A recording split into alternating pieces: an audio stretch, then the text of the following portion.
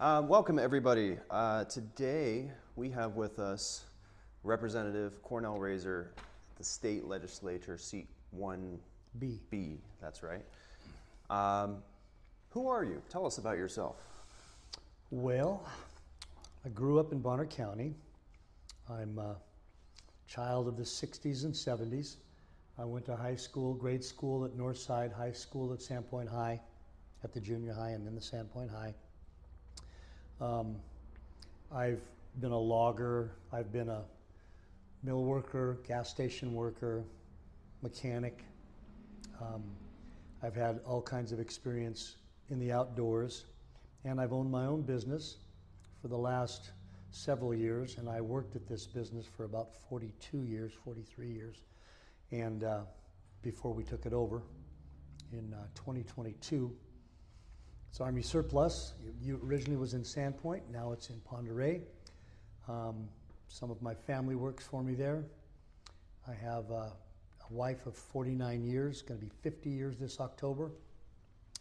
3 kids and 16 grandkids, and some of them work for me. Luke here works for me. I have a history of political work in this county for both the Idaho GOP and the state. For the Idaho GOP, for different candidates over the years. I've been a county commissioner. Again, as I mentioned, and as he mentioned, I'm a sitting state representative. I have 1 session, 2 sessions, 1 term, almost completely under my belt, and I'm running for re-election here in Bonner County and Boundary County. And that pretty much sums it up. I did go to after high school, I went to the university. I went to North Idaho College, and then the University of Idaho. I was going to be a veterinarian. I ended up getting married early, and so I dropped out of school and began to work to raise my family. I'm still doing veterinary work. I just do it for free now. And anyway, I have always had a desire to be involved in a manner that I can serve people and protect the citizens of the state of Idaho from infringements on their rights, their liberties, and their pocketbooks. And so those are some of the marching orders I take to Boise with me, and those come from individuals in the district up here who have asked me to go down there. And these are some of the very things that I've been emailed, texted, phone called, lettered about, and I try to do that as much as I possibly can.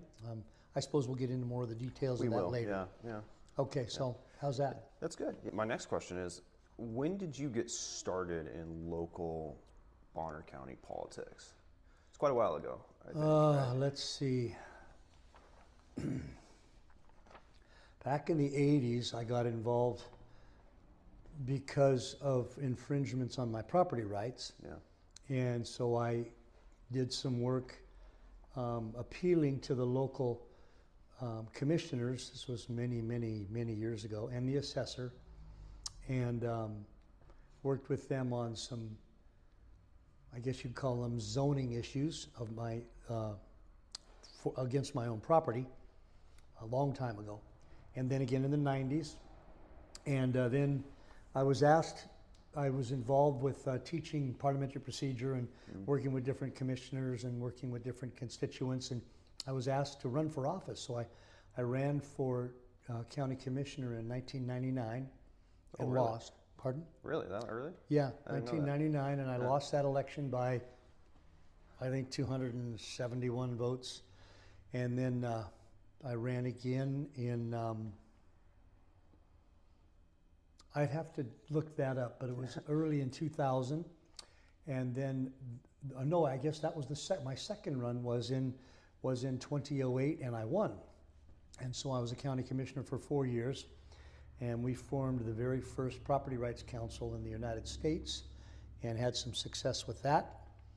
And I was out of office in January of 2013, stayed involved in the state party as a county chair and a legislative district chair over the years. And so now, and then I ran for state office in 2020 in District 7 before the redistricting, and then again in 2024 and 2023, 2024, and won. And so I've been a sitting representative since since September of 2024, and so that would be kind of the overview of my political involvement. What was the issue that got you into politics? You said it was property rights. We had to build a deck, and I was required to get permission to build the deck, and that seemed like an idiotic thing to me, to have to get permission to do something on my own property. So I worked through it with the assessor and the county commissioners way back when, and it's been gung-ho forward ever since. Awesome. I want to shift now to stuff as a state representative. Okay. When you think of what you stand for, what positions come first to your mind as some things that are really important for you to stand for that the voters may need to know about you? So the very first thing that comes to mind is my oath to the Constitution of the United States and to the state constitution. Too many representatives and senators get into these offices and think that their primary responsibility is to make people happy. And you really can't do that in politics. Generally, you make half the people happy and half the people upset. What is more important and what is incumbent upon us as representatives and senators is to take our oath of office seriously. So we need to understand the Constitution and how it applies to everyday life and how it applies especially to government, because that is what it was written to restrain. It wasn't written to restrain people, it was written to restrain and chain down government so that it didn't overreach. And so we have the blessed of having a federal constitution that has withstood the test of time for 250 years. And almost, yeah. I'm thinking of the Declaration of Independence. Yep. I consider as the charter for the Constitution. I actually consider it part of the Constitution. Yeah. And the founding fathers actually referenced the Declaration. They dated everything from the Declaration. They didn't date it from the date of the Constitution. Okay. So if you look at the Constitutions from the year of our Lord, and they talk about the date of the Declaration. But at any rate, so my oath of office is primary, and then coloring or informing me on that is my biblical worldview. So I do only what is moral and what is biblical. And then you look at how does this benefit the constituents of the district, North Idaho District, which is Boundary County, all of Boundary County, and all but 3 precincts of Bonner County. Okay. And then you have to keep in mind also that my vote, or I have to keep in mind that my vote indeed affects the entire state, because I'm one of 70 state representatives and one of 105 total legislators in the state of Idaho. Yeah. What's one thing you wished that everybody knew about the office of state legislature? Is there something that people misunderstand? Well, one of the misunderstandings is that it's a part-time job. So you've seen, it is very intense from January, usually the first Monday in January through the last day of March, sometimes early into April. Actually, my first 2 sessions both went into April. But during the non-session period of my work, my term, I work with constituents and some of their concerns. So I've had an opportunity to help people get their birth certificates if they were, especially folks who homeschooled and didn't come up through the papered trail that exists in normal government. Yeah. If you go to public school, and I've helped a constituent, working on helping a constituent get access to his property that he's lost, things like that. So you're working, and I've got 2 or 3 people in the wings. One has an airport issue, and so there's always things to do in the off season. Plus, I work on legislation. I contact, and I do have constituents work with me on legislation. Another thing that most people don't realize is that most of the effective legislation that the state runs comes from the minds of constituents who have run into a problem with federal, state, or county government, and they need a fix. And so that's why most of the laws that you see on the books come from that. Many of them come from just cleaning up previous laws that weren't quite well written. But so I guess that's a couple of things that I wish people knew. So it's not just January to No, it's April. not just January to March, it's January to January. Yeah. I want to go back to your first term. So forget the second term. I know there were some big things with that. What do you think was the biggest success of the legislature in that term? The first term? The first term. Okay, so the first session. This is my first term. There's 2 sessions in the term. That's okay. First session. So Yeah. 2025, I was elected to the legislature and I started, it officially starts, just for the nerds in the audience, December 5th of the year preceding the year when the session occurs. Okay. So my first day in office was December 5th, 2024. Actually, I was appointed in September, but normally your first day is December 5th, 2024. And then I go through office. I'm in office through December 5th, 2026, unless I win re-election. So the first term, one of the best things we did was we passed through several income tax reductions. Oh. We reduced the state income tax. It's been coming down since 2016. To date, it's in 2016 it was 7.4%, and as an aside, it garnered $1.6 billion into the general fund that year. This year, it's down to 5.3%, and the last year that for which we have tax information, when it was 5.65, I think, percent, it garnered $2.6 billion.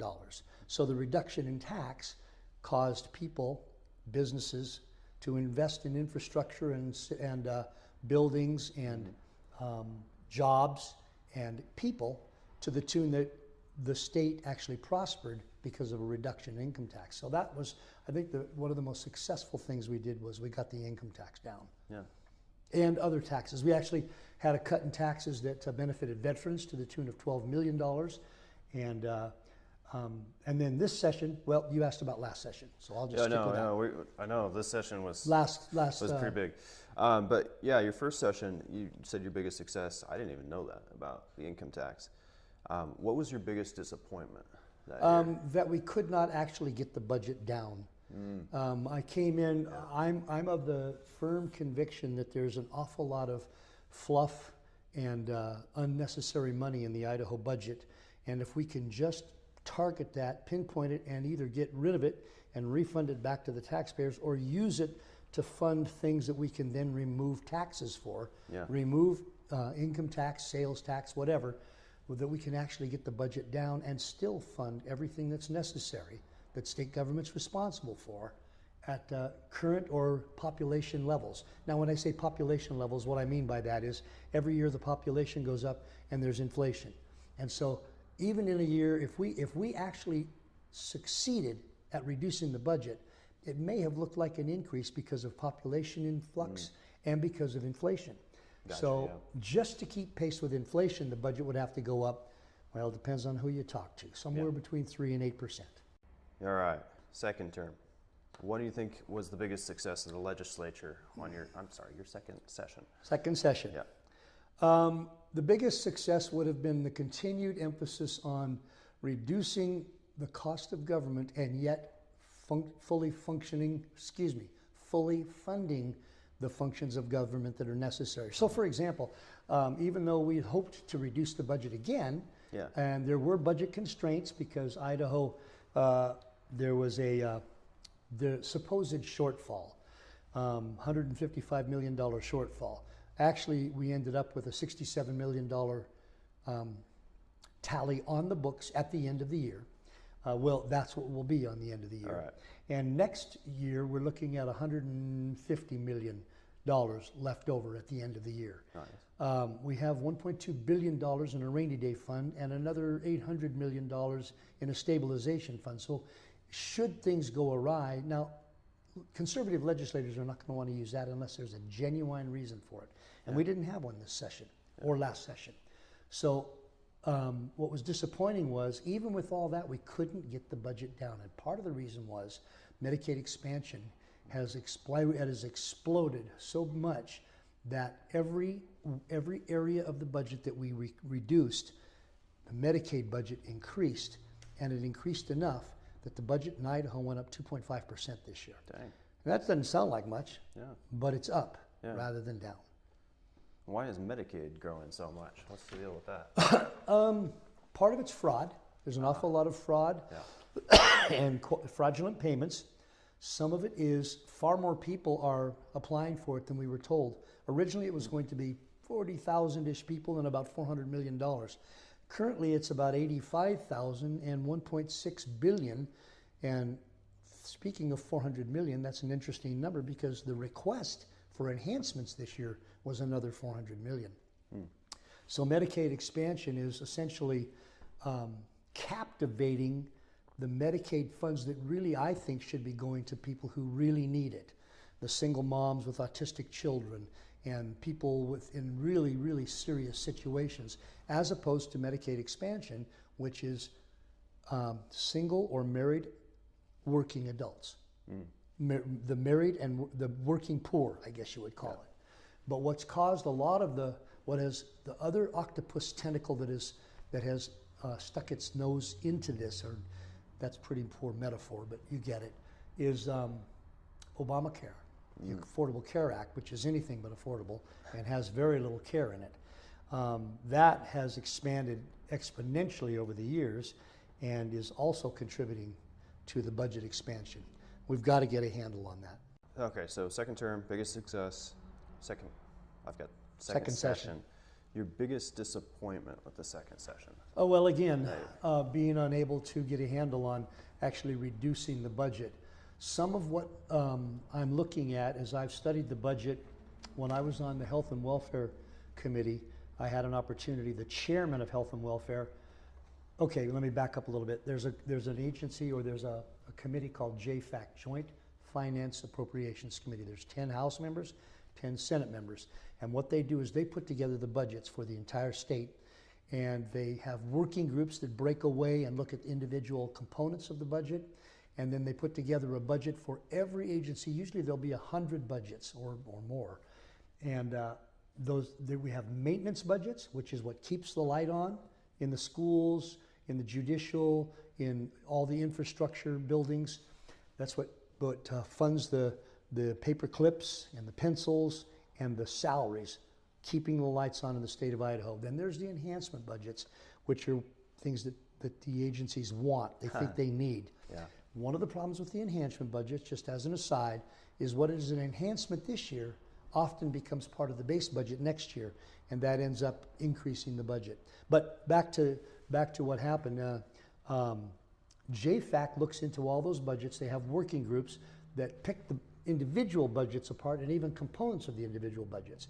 That being said, in the Health and Welfare Committee that I was in last session, 2025, the chairman of that committee tasked us 2 by 2 for me to work with one other representative, and we were to tackle one portion of the health and welfare budget. So I and one other representative tackled public health. I believe the budget at the time was 190 billion-ish, 196 million. And what I found after doing the preliminary, preliminary asking the agency what they thought, I dug into it and got some help with some budget hawks that I know, and I found one redundant program that was present in 2 different portions of the health and welfare budget for about the same amount, 600,000 and change, and another one that was an unnecessary program for about 600,000 or 700,000. So I was able to present to the Health and Welfare Committee a suggestion to reduce that budget by about 1.2 million, and it went through. So that ended up going back, and we reduced that budget by 1.2 million. Well, to give you an idea, I think that ended up being 0.0007% of the budget. Dang. So $1 million is just not a lot of money anymore, but it was a start. That's what needs to happen at every level. We need to dig in, and so I'm looking at hoping to do that again in this coming session, dig in. I think I kind of strayed from the original question there. Who was the biggest disappointment of your second Biggest disappointment was that we okay, let me finish fleshing that out. Yeah. So I found that amount of money that was extraneous to the needs of the citizens of Idaho, got it removed, but we couldn't reduce it anymore. And one of the other aspects of the budget is that there's what are known as FTEs, full-time employees, full-time employment, FTPs, full-time personnel. that exist in every part of the budget, and these are the people that sit in the seats and do the data entry or arrest the people. They're the people that are actually doing the business of the state of Idaho. Well, we have hundreds of FTEs that are funded, and nobody's there. They're just extra full-time employees in case Agency A ends up needing 2 or 3 more employees that year to do something that the legislature tasked them with. Hopefully that would be the reason. Then they're able to quickly fill those seats, and the money's already there.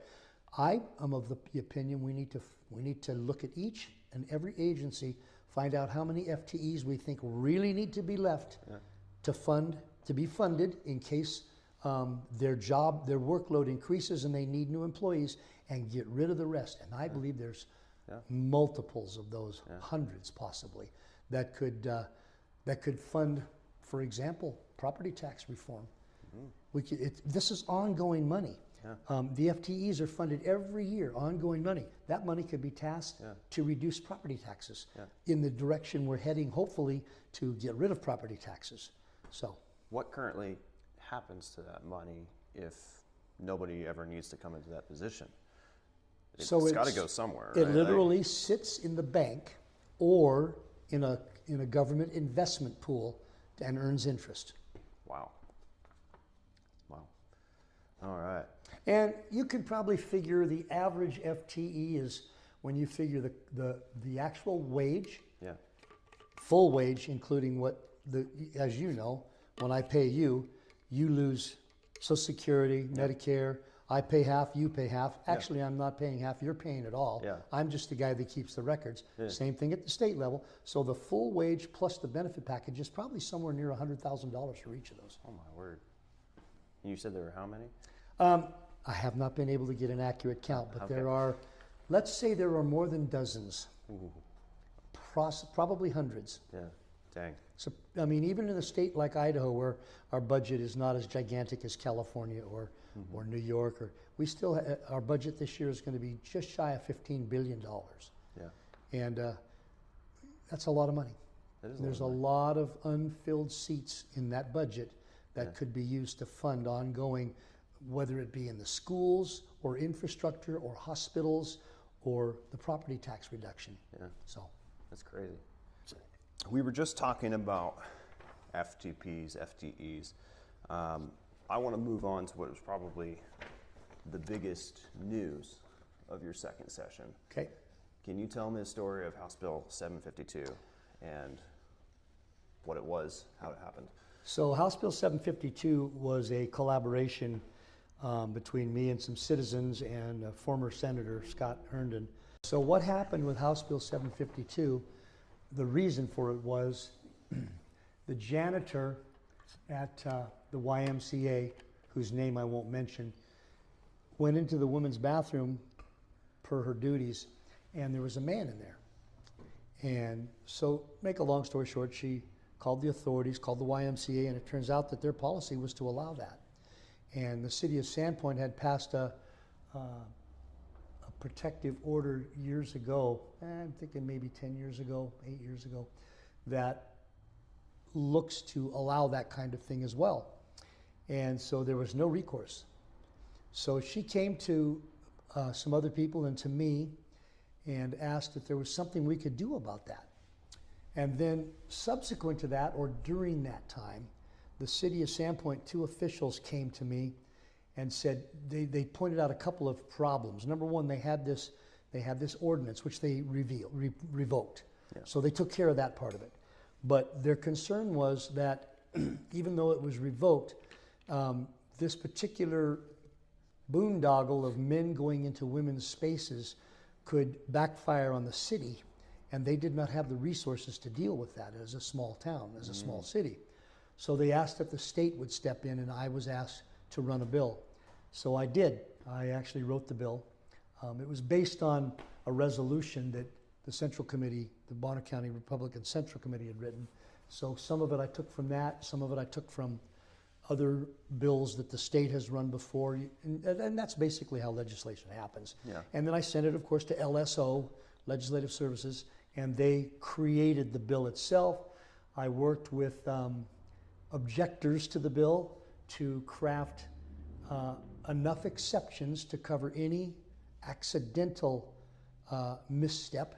So if you're a man who's taken your daughter your 8-year-old daughter into the men's bathroom with you, you're fine. If you're a woman who's taken your 7-year-old son into the bathroom, in your bathroom, you're fine. If you're struggling and you cannot, how else can I say this? You can't hold it, and the only bathroom available to you is not of your sex, you're fine. Yeah. We covered every possible exception. And then there's a lot, and as addendum to this, there's a lot of supposition that I've seen that this is answering a problem that doesn't happen. Well, that actually happens a lot. Yeah. So I did some research, and it happens a lot. I found hundreds of incidents, and I actually discovered not just overseas in the United States, in Idaho, in the West Coast, in big cities, in small cities, this has been happening, and women have had no recourse because they didn't think that anything would happen, or they were afraid of the blowback. So I've received phone calls, I've received emails, I've received handwritten notes. In many cases, people don't want their identity revealed because they're afraid, yeah. And rightly so. I mean, this was it was quite the interesting work to put this bill together, to craft it, and then to run it through the state, yeah. Get a senator to run it through. But what we did is we covered every possible exception, and then it passed in the House 54 to 16 or 54 to 13, something like that. Yeah. And often there'll be as 3, the last number, 54, 13, 3 or something. That 3 is people that were absent. Mm-hmm. But and then it passed in the Senate 28, I think, to 6 or 7. And the governor signed it into law. And it is the strongest, the most effective law of its kind in the United States. And it actually has a sanction in it. It actually has a punishment in it that puts some teeth into it, yeah. So that it will deter people from using the wrong bathroom intentionally in a perverse manner. And there's been some outcry. There's actually been a lawsuit. I've been assured that it's thoroughly constitutional, that it follows the same general process, and information that's in it is similar to Senate Bill 1100 and some of another representative's bills that had to do with protection of women from men in their spaces in the schools and in government institutions. This just takes it to public institutions, public businesses. Yeah.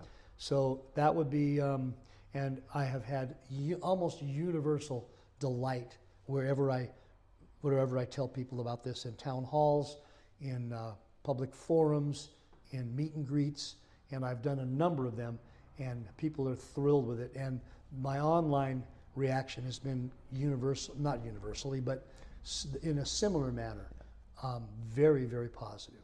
Yeah. People are glad this has finally happened. With that, I noticed during that time there was a lot of questions about the exceptions.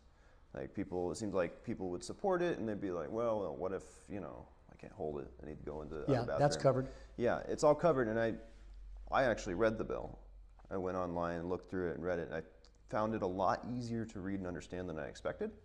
Is that true of all bills? Like, can your average Joe Blow just go online and actually read through these bills? Should he? You can, yeah. But without some history in doing it, you may not realize that you have to look into what's behind the bill, how the bill affects other statutes, how the bill affects, how the bill changes what happened last year. In many cases, the bills are simply fixes for bills last year. And sometimes the language is a little bit legalese. But for the most part, yes, Idaho statutes are supposed to be written in a format that the average citizen can understand it. Okay, sweet. And I tried to make sure that happened in this one. It was very easy to understand. I didn't think it would be hard at all. That. Moving on from your work as a legislature, upcoming election is in May. Most people would, I think, would assume, without knowing, that the important election is in November, and that's when people are actually chosen. Can you tell us why May is important? So in Idaho, the May election is the election where is the primary, And what ends up happening, what has been happening for as long as I can remember, to some degree or to a small or a greater degree, more and more lately, Democrats having no platform that appeals to the people have been crossing over and registering as Republicans and then voting for the least constitutional republic in a particular race. And that's been happening pretty regularly. It's happened all over the state.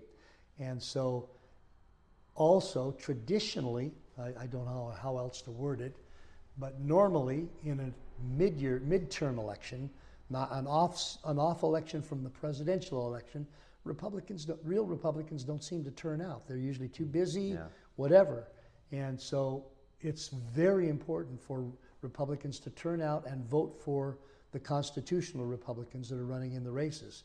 And otherwise, we won't make it to November, because whoever wins in the primary will most likely win in the general. For example, I won in my primary last time 52 to 48%, but I won in the general 71 to 29%. Yeah.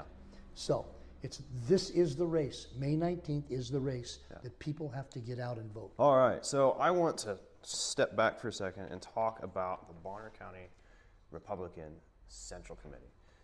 Seems like there's been a lot of confusion about this organization. You've been a committeeman for 30 years. 30 years.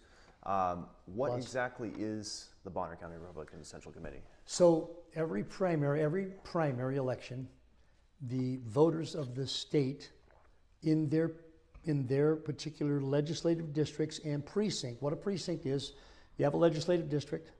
There are 35 legislative districts in the state of Idaho, and in each of those legislative districts you have one senator and 2 representatives. But in those legislative districts are what are called precincts, and what that is it's just the district is broken up into approximately similar populated geographic areas. So in Boundary County, there's 7 precincts. Boundary County has a fairly low population, somewhere around 14,000, I think. Boundary County is more like 50 to 60,000, and there are 32 precincts, I believe. My precinct is Southside, and I represent, I'm going to be writing a letter to 716 Republican households. So each of those precincts, you run in that precinct to represent that precinct in the Republican Party. There's also a Democrat Central Committee, and Democrats run in those precincts to represent the Democrat Party in each precinct. There's a Constitutional Party, there's a Libertarian Party, and they all have precinct committeemen. Now, some of them are not very active, but the 2 main parties, the Democrats and the Republicans, are active. But the Democrats have recognized, or I don't know if they've recognized, but their platform doesn't appeal very much to the constitutional people that live in especially the rural parts of Idaho. So in the same manner that happens in the elections, Democrats in each of these precincts have crossed over, registered as Republicans, and run as precinct committeemen. Now, the precinct committeemen are the people that create the platform. Every presidential election, we have a state convention, and PCs elect delegates to go to Boise, and those delegates go to Boise, and they will craft the rules of the GOP, the resolutions that make it onto the list online on the GOP, and many of those resolutions are actually what legislators look at to consider what should I do to run laws this year. I remember many years ago, a fella from down south wrote a resolution on firearms freedoms, and it ended up becoming a law. The other thing that the delegates do, that the precinct committeemen elect, is they create the platform, or they adjust the platform. And what is the platform? The platform is the agreed upon principles under the Constitution and the principles of small government that Republicans over the decades, over the generations, have agreed upon as what we think is the best kind of government. So if you read the Republican platform, it starts out with a preamble, and it talks about biblical foundation of marriage and family, and that's what Republicans believe. And then there are, I think there's 19 articles, and they range from everything from education to public lands. And Republicans get together and they craft those particular portions of the platform that they deem are most important that year, and then they're voted on at the state central committee's annual or every 4-year convention. Yeah. Then in the off year, we have what's just called the summer meeting, which is basically a toned down version of the convention, and there's platform work then too. But during the year, the central committees meet in all of their counties. So the Bonner County Central Committee meets in Bonner County, and we have our 32 PCs. We write resolutions, we encourage legislators, part of the state rules require the chairman to liaise with existing representatives and senators, and to recruit good people to run. And so that's what the party is supposed to do. Yeah. There seems to be some misunderstanding about that Yeah. that when the party recruits people, that's actually what's in the rules. We're supposed to do that. Yeah. And then we craft resolutions, as I said, and we craft petitions and things like that. Sometimes we censure politicians that we think are stepping outside of either the Constitution or the Republican platform, or both. Often I've seen resolutions go forward that praise politicians that are doing the right things. So it's not enough to bring attention to those who are doing evil. It's also good to praise those who do well. Yeah. So I see both of that in the Central Committee, and I've been involved for many years. It's a private organization. We don't make policy, so we don't come under the sunshine. We don't come under the sunshine laws or the open meeting laws. We can craft our own policies, our own meeting rules, and we usually follow a combination of the Idaho GOP rules, our own bylaws, and Robert's Rules of Order. Nice. Yeah. And you said committeemen are selected by a vote. By vote. In just May, though, right? 'Cause In it's a just May. Republican race? Yeah. Yeah. You mentioned the chairman. There's some people who say that he runs everything and that everybody just jumps at his call. Is that the way it is? Never. Never? We're talking about Republicans. Yeah. You can't hurt them.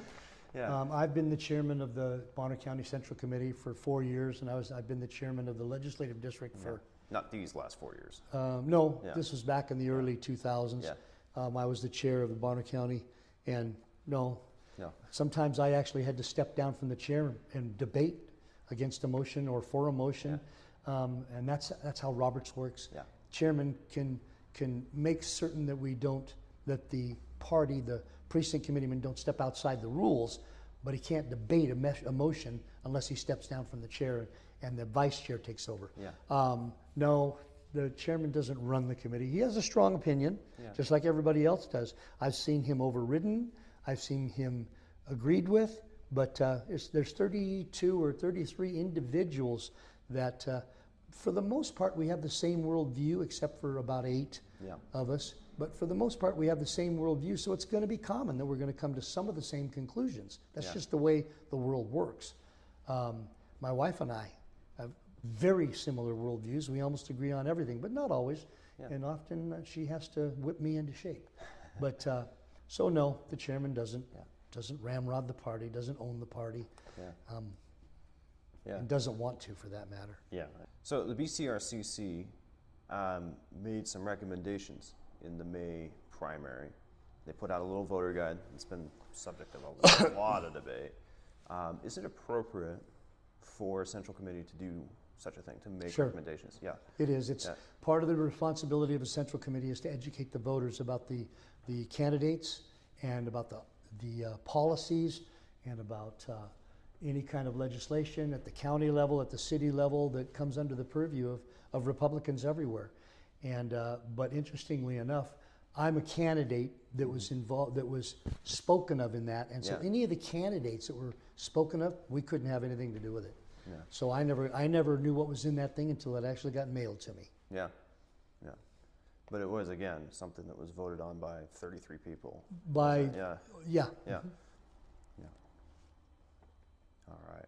Why did it get sent to Boundary County? That was a subject. Excuse me? Why did it get sent to Boundary County? Because Boundary County is in the legislative district. Yeah. So as I looked at the voter guide, it made recommendations for legislative district people, for District 1B, which would be either myself or Chuck Lohman, District's Representative 1A, which is Jane Souter or Mark Souter, not related, and District Senator, which would be Scott Herndon or Jim Woodward, because they're in the district and Boundary County is part of the district. You will notice when you read it that it only made recommendations on Bonner County level candidates. Gotcha. It did not make any recommendations for Boundary County because that's not Bonner County's business. Yeah. But Bonner County's business is the legislative district. And so they carefully made recommendations there while avoiding stepping over the boundary and making any recommendations on counties, the northern counties candidates. There were recommendations made at the federal level as well, which is appropriate because, for example, Russ Fulcher and his challengers, Congressional District 1, which is all of northern Idaho, all the way down the west side of the state, and it slices off a portion of Boise. And Congressional District B, which would be Mike Simpson and his challengers, all the way down and slices off that portion. I don't recall anything about Mike Simpson. There may have been something, I don't remember. Yeah. But more importantly, recommendations were made about Congressional District 1, which would be Russ Fulcher, and then our two senators, Mike Crapo and Jim Risch. Actually, Mike Crapo is not running this term, but Jim Risch is. So I believe there's a recommendation in there about him. Okay. So, but again, they avoided Boundary County officials because that's not our purview. Yeah. And I say the County Central Committee, I didn't make any recommendations. I wasn't involved. Yeah. Yeah. Okay, here's a fun one. Is this voter guide forcing people to vote a certain way? I've seen this comment made online several times. You guys are just forcing people to vote a certain way. So I think the only thing you can attribute to force would be if there was a gun involved. Oh, okay. Yeah. Because like government policies, if you violate government policies at once or eventually a gun is involved, nobody's forcing this doesn't force anybody to do anything. Yeah. I may not agree with everything that's in that thing. Yeah. Nobody's forcing me to follow it lockstep. Yeah. I think what ends up happening online is people either misunderstand or they use hyperbole to achieve a certain narrative. Yeah. Here's what's going wrong with the Bonner County Central Committee. They're doing this awful thing, and it's something we actually can't do.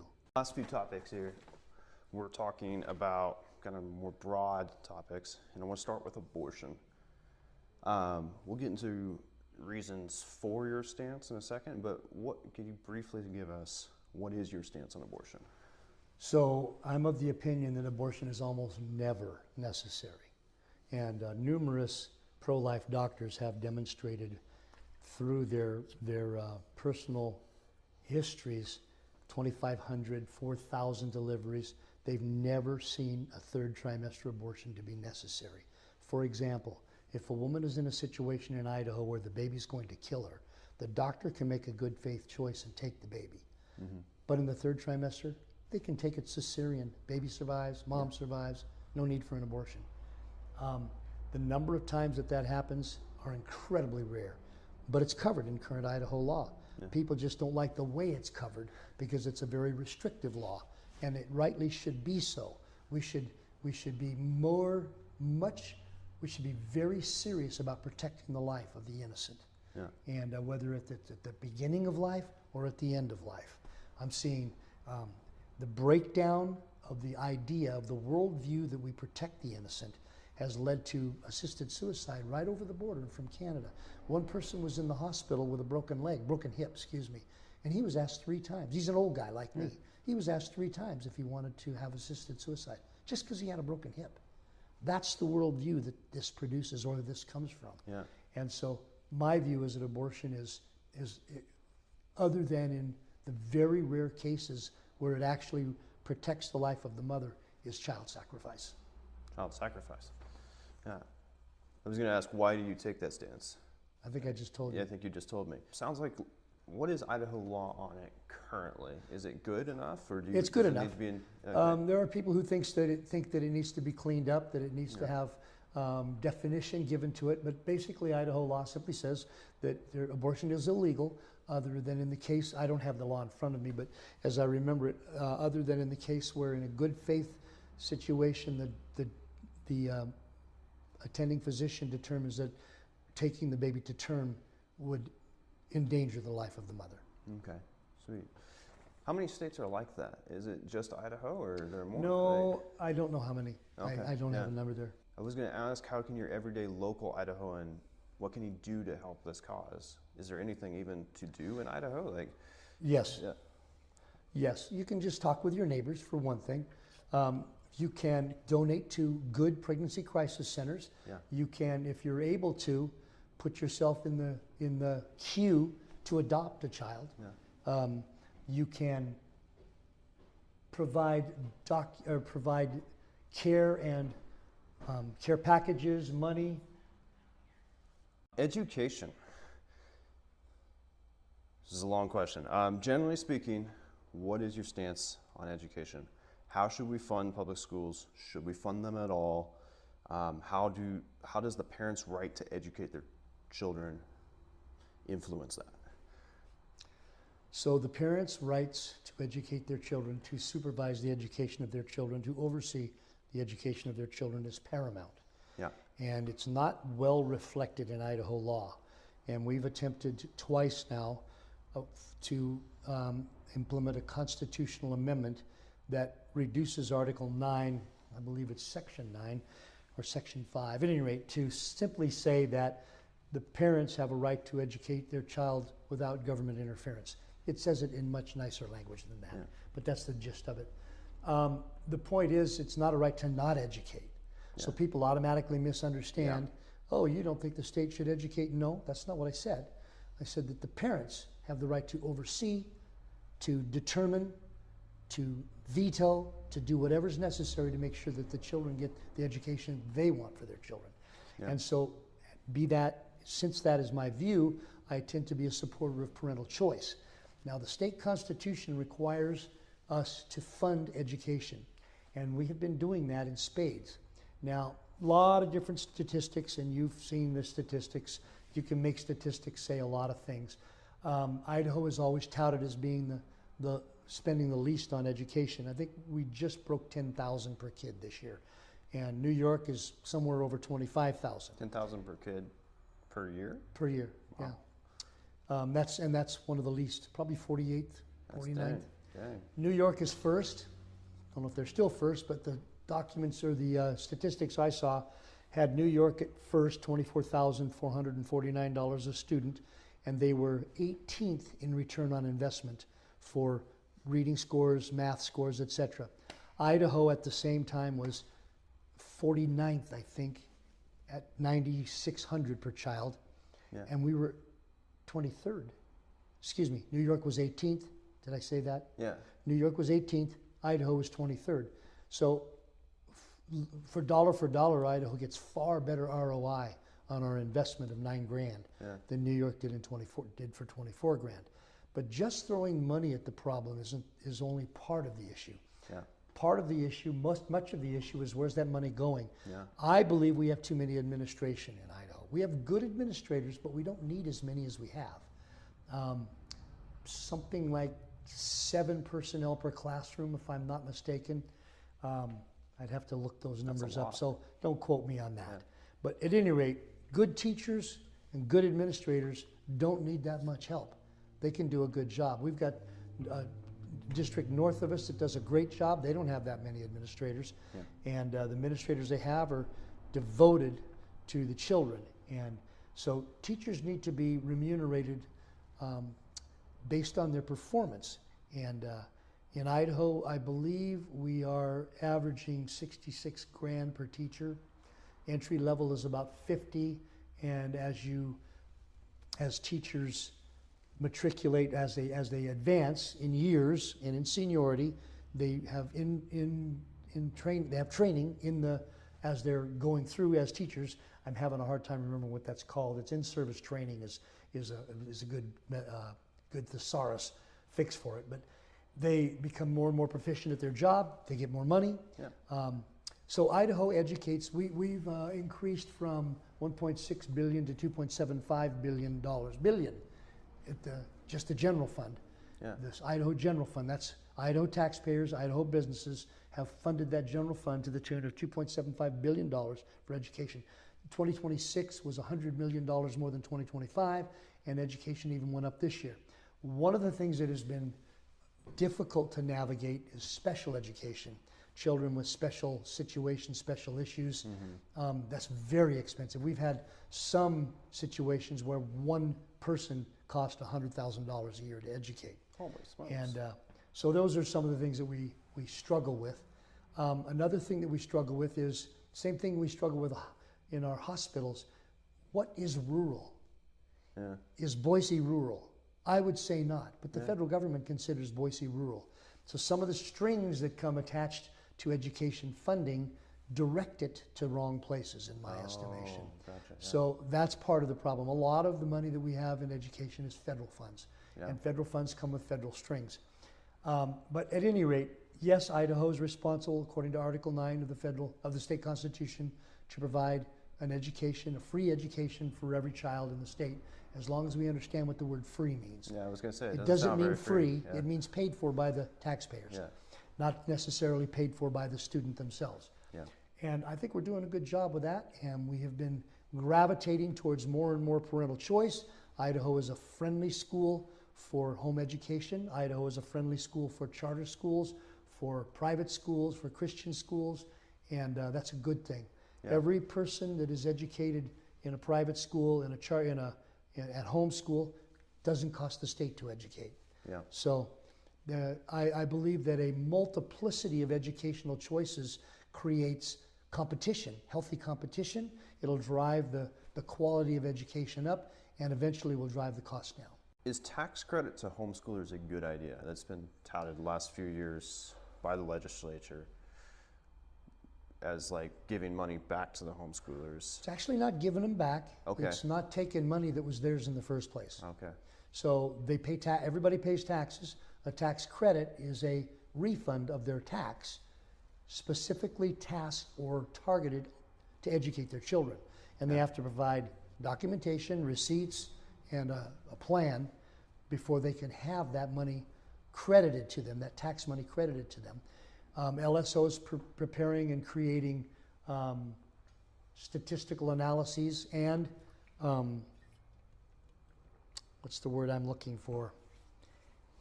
Information to see how this is proceeding. So it's not in the hands of the state education system, but it's in the hands of the legislature and LSO and the tax commission. Yeah. And we'll know. This is the first year that we've actually had parental choice. We'll see how it works out. Yeah. Something over 12,000 students are enrolled in this tax credit program, which effectively is the third largest school district in Idaho if we were looking at it that way. Yeah. So I think it's going to be successful, and I believe that now that we've given the State Tax Commission the verbiage necessary in the statute so that they know where the money comes from and how to apply it, I think it's going to be fine. The last topic I want to cover has to do with you as a Christian and how that affects mostly you as a voter. A lot of Christians in 2024, I saw this online a lot, they refused to vote for Donald Trump because they felt he's not the greatest human being in the world, even though he was, I think we would agree, eons better than Kamala. Should Christians vote for candidates that do not fully subscribe to a biblical worldview when they're clearly the best option? So a lesser of two evils. Yeah, can we vote for the lesser of two Every evils? time we vote, Yeah. we vote for a lesser of two evils Yeah. because Jesus is not running for office. So yes, we can. We still need to take the time to do our due diligence and research the candidate, understand what that lesser of two evils incorporates from our Christian worldview. So for example, if the person is anti-life, anti-freedom, etc., no, you can't vote for them. You're better off to leave the boxes unchecked. Yeah. But if one of them is a clear improvement over the other and consistently upholds the kinds of things that your worldview salutes, I see no reason why you can't vote for them. Now, I confess I didn't vote for Donald Trump the first time, but I did the second time. I'm not voting for him for pastor. Yeah. I'm voting for him for the President of the United States to implement the Constitution. Now, has he done some things I haven't been pleased with? Yes, he has. Yeah. Like every other politician on the face of the planet. Yeah. I've probably done some things that some of my constituents are unpleased with. Yeah. But the point is, you look at them, you determine which one is going to uphold the Constitution to the greatest degree, and you check that box. Yeah. And then you pray and hope for, and pray for the best. Yeah. A lot of people say that the Constitution promotes separation of church and state. What do you think about that? Where is the separation of church and state? I have read it several hundred times. I cannot find that in there. So at the founding of the Constitution, at the signing of the Constitution, 9 states had a state church. The intention of the founders at the federal level was to implement a constitution and a federal government that did not specifically select one sect of Christianity. Mm-hmm. And that was what was going on at the founding. There's no separation of church and state in the sense that the church has no say or should have no say in what government does. What there is that the federal government, the state governments, should not be choosing how you worship, how your conscience is satisfied. And that's one of the 5 protections in the First Amendment at the federal level, and in Idaho as well, is the protection of conscience, protection of association, protection of religious persuasion, those kinds of things. And those are built into both federal and state constitution. Yeah. But the concept of the separation of church and state, I believe, was created wholesale out of wholesale cloth by the Warren Commission in the 1940s. Oh. So we existed for a long time without misreading Thomas Jefferson's letter to the Danbury Baptists in 1801, when they were concerned that the federal government was going to implement a particular type of religion that you had to belong to, and Jefferson said, no, we've erected a wall, a high wall between church and state. Yeah. He was talking about the federal government not mandating which religion you had to follow. Oh. Not a religion being able to influence government. Okay. Interesting. That's got to be one of the most misunderstood. It's terribly misunderstood. Yeah. And no, I don't want a theocracy, because the only person qualified to run a theocracy is coming back soon. Yeah. And then there will be a theocracy. But meanwhile, governments should not be theocracies. This is a question that's interesting to me, and we're getting close to the end here. How should believers in Christ balance serving Christ primarily and involvement in local politics? Can a believer get too invested in politics? Politics is not going to save us. Yeah. The gospel is what saves people. But within that framework, politicians should be involved in influencing their government in a righteous manner to best serve the interests of the citizens of their state, their county, or the nation, in that they will best influence them for freedom of speech, freedom of religion, all of the things that the Constitution purports to protect us in our rights. Yeah. All right. Thank you, Mr. Thank you. This has been great. Is there anything you'd like to tell the people with the upcoming election, or anything that you would like to say to finish us off? Don't use social media to literally hang the people that you disagree with. Ooh. Go to them. Matthew chapter 5, Galatians chapter 6, and numerous, I believe in Luke as well, we're cautioned and encouraged to go to people that we have a difference with, especially fellow believers. I see far too much of online, especially, people attacking one another without ever talking to them, without ever asking them questions, without ever spending time over a cup of coffee to find out what they really believe. And so we end up lynching people whom we might find out we had a lot of areas of agreement if we actually sat down and talked with them. We might find out that a lot of the stories that have been told about them are lies. We might find out that they're people who put their pants on one leg at a time, and they've made mistakes, and they're truly sorry for some of the mistakes they've made. I don't see that happening on social media. I see lynch mobs and people who claim the most Christianity doing the most unchristian things. Talk to your neighbors. Find out what's really going on in their minds and their hearts over a meal or over a cup of coffee, or just outside in the sunshine. Sunshine's the best disinfectant for other things as well. So that's one of the things I would leave with people. We've got to get back to decorum, to kindness, to consideration. We can actually have differences of opinion Yeah. and not kill each other over them. Yeah. I actually received death threats for the bill I passed. Yeah. Had those people actually sat down and talked with me, they might find out I'm a different person than they thought I was. And I might find out they were a different person that I now think they are. Yeah. But I'll never have that opportunity because they won't sit down and talk with me. Mm-hmm. Get to know your friends and your enemies. Get to know your neighbors. Yeah. Stop. We've got to stop this wholesale march towards refusing to spend time getting to know one another. Used to do that over the backyard fence. Used to do that in restaurants. But with the advent, I think social media isn't the cause, but it's been one of it's a form of gasoline Yeah. that has caused the fire to rage in destroying one another. And I hate to see that. Yeah. That would be something I'd leave people with. Honestly, yeah, that's great. I wasn't expecting that, but I completely agree.